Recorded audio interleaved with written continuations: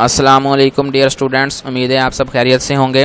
आज का हमारा बायो का लेक्चर स्टार्ट होगा यहाँ से ecosystem balance and human impact, यानी कि इकोसिस्टम के बैलेंस पे ह्यूमन की जो एक्टिविटीज़ हैं उनका क्या असरात हैं। The interactions among organisms and between organisms and the abiotic components of their environment produce steady and balanced ecosystem. Organism के दरमियान में जो इंटरेक्शन है और ऑर्गेनिजम्स का जो एबायोटिक के साथ जो इंटरेक्शंस है वो इन्वायरमेंट के अंदर बैलेंस प्रोड्यूस करता है। Biogeochemical cycles also maintain the balance in ecosystem by recycling natural resources so that they do not deplete. जो बायोजियोकेमिकल साइकिल्स हमने डिस्कस किए, कार्बन साइकिल था, नाइट्रोजन साइकिल था, वो भी न्यूट्रिएंट्स को और नेचुरल रिसोर्सेज को रिसाइकल करता है, जिसकी वजह से वो जो न्यूट्रिएंट्स हैं वो डिप्लीट नहीं होते, ख़त्म नहीं होते, वो बार बार रिसाइकल होके ऑर्गेनिजम्स में चेंज होते रहते हैं और ऑर्गेनिजम्स को रोज़मर्रा की लाइफ को मेंटेन रखने के लिए हेल्पफुल होते हैं। Humans tries to modify environment. Humans जो हैं वो इन्वायरमेंट को चेंज कर रहा है। Cutting of trees to fulfil their needs. हम दरख्तों को काट रहे हैं अपनी ज़रूरियात को पूरा करने के लिए, लकड़ी हासिल करने के लिए। लकड़ी से अब कुछ लोग मकान बनाते हैं, कुछ लोग उसको जलाते हैं। This has upset the delicate balance in ecosystem and nature as well. ये जो चीज़ है ये नेचर का जो बैलेंस है इकोसिस्टम के अंदर वो उसको डिस्टर्ब कर रहा है। Some of the human impacts on the balance of ecosystem and nature are described here। अब ह्यूमन के क्या इम्पैक्ट्स हैं नेचर के ऊपर, उसमें से कुछ हम आज डिस्कस करेंगे। देखें, ग्लोबल वार्मिंग। ग्लोबल वार्मिंग आपने पहले भी पढ़ा होगा, अभी हम इसको देख लेते हैं। छोटी क्लासेस में आप पढ़ते आ रहे हैं जी। ग्लोबल वार्मिंग क्या है कि जी मुख्तलिफ़ किस्म की जो गैसेस हैं वो अर्थ के टेम्परेचर को डे बाय डे इंक्रीज़ करती जा रही हैं, जिसकी वजह से गर्मी की जो शिद्दत है वो ज़्यादा होती जा रही है, जिसको हम ग्लोबल वार्मिंग कहते हैं। The addition of greenhouse gases, example carbon dioxide, methane, ozone in atmosphere increases the temperature of the earth। ये जो gases हैं जिसमें कार्बन डाइऑक्साइड है, मीथेन है, ओजोन है, एटमॉस्फेयर के अंदर टेम्परेचर को बढ़ा रही हैं। These gases remain in the lowest part of the earth atmosphere। ये अर्थ की जो सबसे जो लास्ट वाली लेयर है ट्रोपोस्फेयर, उसके अंदर ये मौजूद हैं। And do not allow solar radiation to reflect back into space. Solar radiation को ये दोबारा ज़मीन से टकरा के वापस नहीं जाने देती, वहीं पे ही कैच कर लेती हैं। As a result heat remains within the earth atmosphere and increases its temperature. इसके रिजल्ट में क्या होता है कि जो टेम्परेचर है, जो हीट है, वो एटमॉस्फेयर की लोअर लेयर में ही कैद हो जाती है और अर्थ का जो टेम्परेचर है वो बढ़ता जा रहा है। This is called global warming. इसको ग्लोबल वार्मिंग कहते हैं। अब ये ग्लोबल वार्मिंग के इफेक्ट्स आ जाएंगे। Due to global warming polar ice caps and glaciers are melting faster than the time taken for new ice layers to form. अब वो ये कह रहे हैं कि जो पोलर आइस कैप्स हैं, जो बड़े बड़े यानी कि बर्फ़ के टीले बन जाते हैं, और ग्लेशियर्स जो हैं जहाँ पे बर्फ़ जमी रहती है वो अपने टाइम से पहले पिघल रहे हैं टेम्परेचर ज़्यादा होने की वजह से। Sea water is also expanding causing sea levels to rise. और जो सी वाटर है वो भी गर्मी की वजह से फैल रहा है, जिसमें जो समंदरों का पानी का जो एक लेवल है वो भी बढ़ता जा रहा है। Due to melting glaciers rivers overflow and cause floods. यानी कि अब जो ग्लेशियर अपने टाइम से पहले मेल्ट होते जा रहे हैं तो उससे क्या होता है कि रिवर्स के अंदर पानी ज़्यादा आता जा रहा है, वो ओवरफ्लो हो जाते हैं, जो कि सैलाब का बाइस बनते हैं। आगे देखें, साइड बॉक्स लिखा हुआ है the Maldives survival. Scientists fear that the sea level is rising up to 0.9 centimetre year. Maldives के अंदर साइंटिस्ट ने क्या किया है कि वो इस बात से डर रहे हैं कि हर साल समंदर का जो लेवल है वो 0.9 सेंटीमीटर बढ़ रहा है। Rise in sea level has worst effects on coastal countries. जो उसके इर्द गिर्द के कंट्रीज़ हैं उनके ऊपर वो यानी कि बहुत बुरा इफेक्ट डाल रहा है। Most of the islands of the Maldives are less than 1 metre above sea level. Maldives के बहुत सारे ऐसे जजीरे हैं जो कि सिर्फ 1 मीटर ऊंचाई पे रह गए हैं। It is estimated that with in 100 years, ये यानी कि एस्टिमेट लगाया गया है कि 100 साल के अंदर the Maldives might become uninhabitable and the citizens would be force to evacuate. कि ये सोचा जा रहा है, ये एस्टिमेट लगाया जा रहा है कि आने वाले 100 सालों में जो जजीरे हैं वो पानी का राइज लेवल अप होने की वजह से ख़त्म हो जाएंगे, पानी में डूब जाएंगे और वहाँ के लोगों को मजबूरन वहाँ से किसी और जगह पे शिफ्ट होना पड़ेगा। ये भी साइड बॉक्स है। इन 1919 the United Nations established inter governmental panel on climate changes.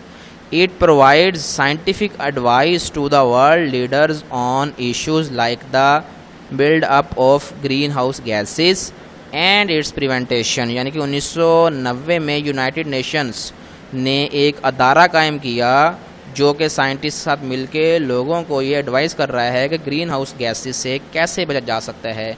According to IPCC, earth surface temperature has increase approximately 0.2 degree centigrade per decade in the past 30 years. पिछले 30 सालों से हर 10 सालों में अर्थ का जो टेम्परेचर है वो 0.2 सेंटीग्रेड बढ़ता जा रहा है। ये भी आपकी बुक में ब्लू बॉक्स में लिखा होगा, इसको भी हमने देखना है। Green house effect. The term greenhouse effect refers to the phenomenon in which certain gases called greenhouse gases trap heat in the atmosphere। अब देखें ग्रीन हाउस गैसेज कौन सी हैं, ये जो हम पढ़ के आए हैं ऊपर ये वाली, ठीक है। हमसे शॉर्ट क्वेश्चन पूछ सकते हैं, right the name of green house gases. ये है कार्बन डाइऑक्साइड है, मीथेन है, ओजोन है, साथ में सल्फर डाइऑक्साइड भी होती है। एटमॉस्फेयर के अंदर वो हीट को ट्रैप कर रही हैं। These gases acts like the glass in the atmosphere. वो एटमॉस्फेयर के अंदर एज अ गिलास का काम करती हैं। Which does not allow the inner heat to escape, जो कि इनर साइड वाली हीट को आउटसाइड पे नहीं जाने देती। When sunlight reaches the surface of the earth much of its energy is transformed into heat energy. जैसे ही सनलाइट की जो रेज हैं वो ज़मीन पे पहुंचती हैं, उसमें ज़्यादा अमाउंट में जो एनर्जी है वो हीट एनर्जी में चेंज हो जाती हैं। The earth surface reflects this heat energy towards space as infrared radiations. अब अर्थ में कुछ यानी कि एनर्जी जो है वो अब्जॉर्ब हो जाती है, जो बाकी है वो उसको as infrared radiations reflect back करती है। The greenhouse gases trap infrared radiation and send it back to the earth. अभी जो ग्रीन हाउस गैसेज हैं वो उसको दोबारा रिफ्लेक्ट नहीं होने देती, उसको लोअर लेयर के अंदर ही कैद कर देती हैं।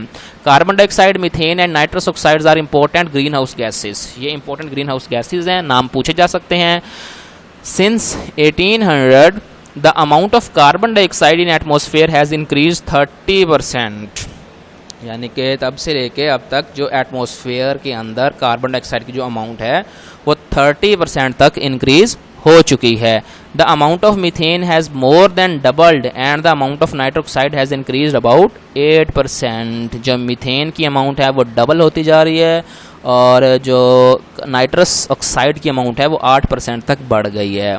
असल में देखें बेटा, आमतौर पर हम इन चीज़ों को इतना फील नहीं करते, लेकिन ये चीज़ें हमारे इन्वायरमेंट के लिए बहुत ज़्यादा ख़तरे का बायस बनती हैं। अब देखें आमतौर पर हम घरों में AC चला के, फ्रिजें चला के बैठे होते हैं, सुकून कर रहे होते हैं। अब देखें AC जो अगर हम चलाते हैं, रेफ्रिजरेटर्स वगैरह चलाते हैं, तो उनसे जो क्लोरोफ्लोरोकार्बन्स बन रहे हैं वो ग्रीन हाउसेज गैसेज उनसे प्रोड्यूस होती हैं, वही जाके एटमॉस्फेयर के अंदर हमारे इन्वायरमेंट के टेम्परेचर को डे बाय डे बढ़ाते जा रहे हैं। तो हमें चाहिए कि हम इन चीज़ों का इस्तेमाल जितना हमें यानी कि कम कर सकते हैं उतना हम कम करें, ताकि हम अपने इन्वायरमेंट को सेफ रख सकें। नेक्स्ट है आगे हमारे पास acid rain. When rain falls through polluted air, it comes across chemicals such as oxides of sulfur and nitrogens. These chemicals interact with water vapors in the presence of sunlight to form sulfuric acid and nitric acids. These acids remain as vapor at high temperature. अब क्या है कि जैसे कि देखिए बारिश हो रही होती है, अब जो गैसेज हैं देखें ये कह रहे हैं when rain falls through polluted air, जैसे ही बारिश बरसेगी थ्रो पोल्यूटेड एयर यानी कि जो हवा में गंदी गैसें हैं, it comes across chemicals such as oxides of sulphur and nitrogen, इनके यानी कि वो जद में आ जाएंगे बारिश की कतरे। These chemicals interact with water vapours, ये केमिकल्स वाटर वेपर के साथ इंटरेक्शन करेंगे in the presence of sunlight, sunlight की मौजूदगी में, और ये बना देंगे sulphuric acid and nitric acid. These acid remain as vapour at high temperature, ये जो एसिड्स हैं वो वेपर्स में चेंज हुए रहते हैं हाई टेम्परेचर में। जैसे ही बारिश बरस रही होती है वो ज़मीन के ऊपर गिरना शुरू हो जाते हैं। आप अपनी बुक की एंड पे ग्लॉसरीज जो दी हुई है सबसे एंड पे, वहाँ पे देखें तो हमारे पास ये डेफिनेशन लिखी गई है। ए में देखेंगे acid rain, the rain containing sulphuric acid and nitric acid with pH range of 3 to 6 is called acid rain. ये वाली हम एसिड रेन की डेफिनेशन है ये हम लिख लेंगे उस टॉपिक के साथ। ठीक है बेटा।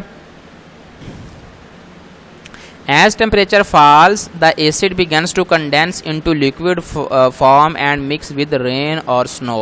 जैसे ही टेम्परेचर कम होना शुरू होता है एटमॉस्फेयर में, जो एसिड के कतरे जो थे वाइपर फॉर्म में, वो वाटर के साथ कंडेंस हो जाते हैं और मिक्स हो जाते हैं विद रेन और स्नो के साथ on the way down to the earth. इस तरह से वो ज़मीन पे गिरना शुरू हो जाते हैं। दिस मेक रेन एसिडिक, जो कि रेन को एसिडिक बना देते हैं, बारिश को। With pH range of 3 to 6, इसकी pH 3 to 6 तक होती है। ये MCQs में हमसे पूछ लेते हैं। Some of the significant ill effects of acid rain are. अब इंपॉर्टेंट लॉन्ग क्वेश्चन है, define acid rain and write its effects.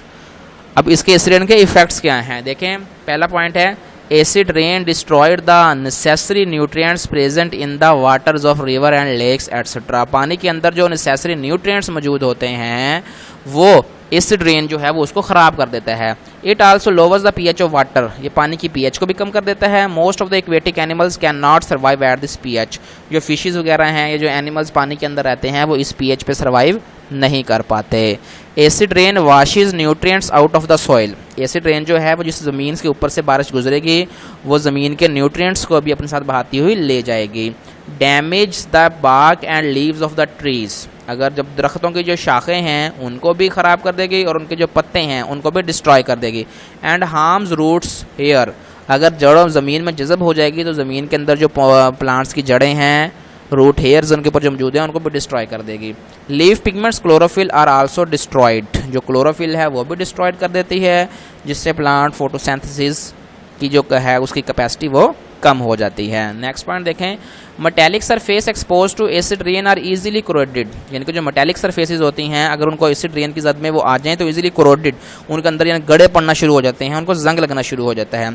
Fabrics, paper and leather products losses their material strength और डिसइंटीग्रेट इजीली। अब जैसे कि fabrics, जैसे कपड़े वगैरह बनाते हैं, पेपर, कागजात वगैरह जो होते हैं और जो चमड़ा होता है, अगर ये एसिड रेन की जद में आ जाएं तो इन्होंने जो स्ट्रेंथ है, मतलब खसूसियात है कि इतने साल चलना था या इतनी देर इन्होंने ठीक रहना था, तो वो ख़त्म हो जाती है।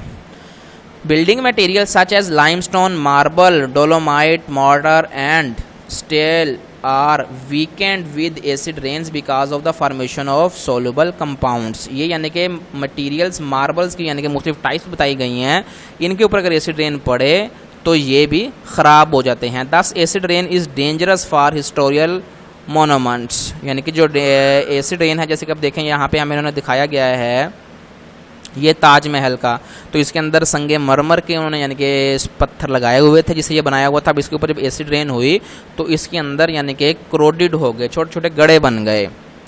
The building of famous Taj Mahal has been corroded at many places due to acid rain. ठीक हो गया बेटे जी। ये देखें, इसमें हमारे पास 4 पॉइंट्स लिखे गए हैं। ठीक हो गया, आपने इनको अच्छे से याद कर लेना है। 1 से 2 पॉइंट आप नेट से भी सर्च कर सकते हैं। जब आप effects of acid rain net पे सर्च करेंगे तो आपको बहुत सारे पॉइंट्स मिल जाएंगे। उसमें देखिए आप पॉइंट ऐड कर सकते हैं। Acid rain also causes skin diseases and eye diseases for human. Acid rain is very harmful for the skin of animal. तो आपने ऐसे 2 से 3 और उठा के कम से कम 6 से 7 पॉइंट इस टॉपिक के याद करने हैं। ठीक है बेटा, आज का हमारा लेक्चर यहीं तक का था। अगर आपको कुछ समझ नहीं आई तो आप मुझसे पूछ सकते हैं। ओके, जज़ाकल्लाह।